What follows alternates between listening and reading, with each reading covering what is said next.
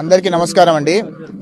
నిన్న నేను అమెరికా నుంచి మా అమ్మగారి ఆరోగ్యం బాగాలేకపోతే మా అమ్మగారిని చూడటానికి నేను అమెరికా నుంచి రావడం జరిగింది. నిన్న ఈవినింగ్ 7:45కి నేను మన హైదరాబాద్ ఎయిర్పోర్ట్లో దిగటం జరిగింది. ఎమ్మటే ఇమిగ్రేషన్లోకి వెళ్ళాను. ఇమిగ్రేషన్లో నాకు లుక్ ఓవర్ నోటీస్ ఉందని చెప్పి అక్కడ ఉన్న ఆఫీసర్ ఆపడం జరిగింది, లుక్ ఓవర్ సర్క్యులర్. సో అక్కడ నుంచి నన్ను మళ్ళీ గుంటూరు సిఐడి పోలీస్కి హ్యాండ్ ఓవర్ చేయడానికి ఆల్మోస్ట్ 4 hours అక్కడ కూర్చోబెట్టారు. అక్కడ నుంచి మళ్ళీ సిఐడి పోలీస్ వాళ్ళు ఆల్ ద వే హైదరాబాద్ నుంచి మళ్ళీ ఇక్కడికి గుంటూరు తీసుకురావడం జరిగింది.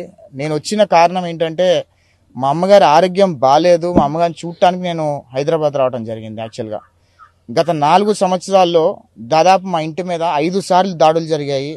4 సార్లు మా ఇల్లు గోడలు బద్దలు కొట్టారు, సీసీ కెమెరాలు వాళ్ళు కొట్టారు. అయినా సరే నేను ఏ రోజు ఇండియా రాలేదు, ఎందుకంటే మా అమ్మగారు చాలా ధైర్యంగా ఉండేవాళ్ళు.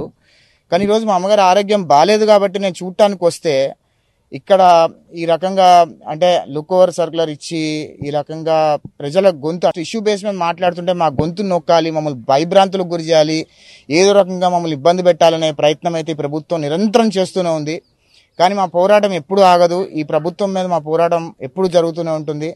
ఈరోజు ఈ ప్రభుత్వంలో ఈ ముఖ్యమంత్రి గారు అభివృద్ధి ఎలా చేయాలి, సంక్షేమం ఎలా చేయాలి, రాష్ట్రాన్ని రాజధాని ఎలా కట్టాలి ఏమీ తెలియకుండా ఎంతసేపు ప్రశ్నించిన వాళ్ళ గొంతులు నొక్కి, ప్రశ్నించిన వాళ్ళని అక్రమ కేసులు పెట్టి, వాళ్ళని జైళ్ళలో పెట్టి, వాళ్ళని కొట్టడం, వాళ్ళని చంపడం చేస్తున్నారంటే ఈరోజు రాష్ట్రంలో ప్రజాస్వామ్యం ఎంత దారుణంగా ఉందో ప్రతి ఒక్క రాష్ట్ర పౌరులు అందరూ కూడా ఆలోచన చేయండి.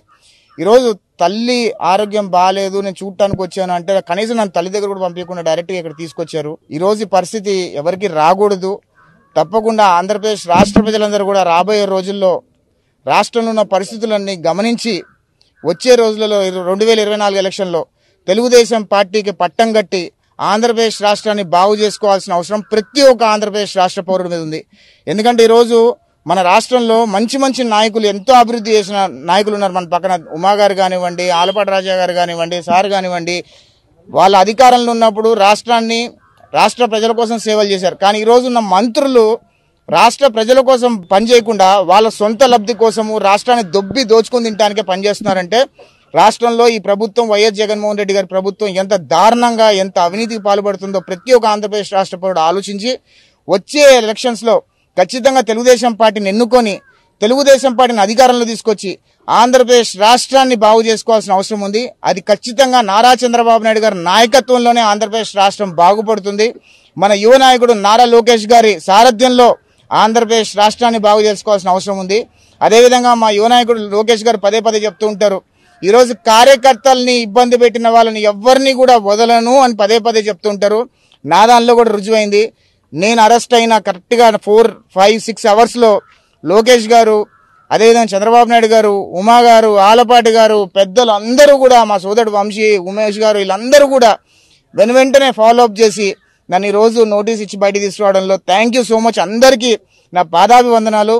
నేను ఖచ్చితంగా తెలుగుదేశం పార్టీ కార్యకర్తగా ఉండడం చాలా గర్వపడుతున్నాను. ఎందుకంటే కార్యకర్తల పార్టీ, కార్యకర్తలకు చిన్న కష్టం వచ్చినా నాయకుడు లోకేష్ గారి దగ్గర నుంచి, చంద్రబాబు నాయుడు గారి దగ్గర నుంచి నాయకులందరికీ డైరెక్షన్ ఇచ్చి కార్యకర్తల్ని ఎలా కాపాడుకోవాలో చెప్పిన పార్టీ తెలుగుదేశం పార్టీ. కాబట్టి ఖచ్చితంగా మనందరం 2024 ఎలక్షన్లో తెలుగుదేశం పార్టీని గెలిపించుకుందాం.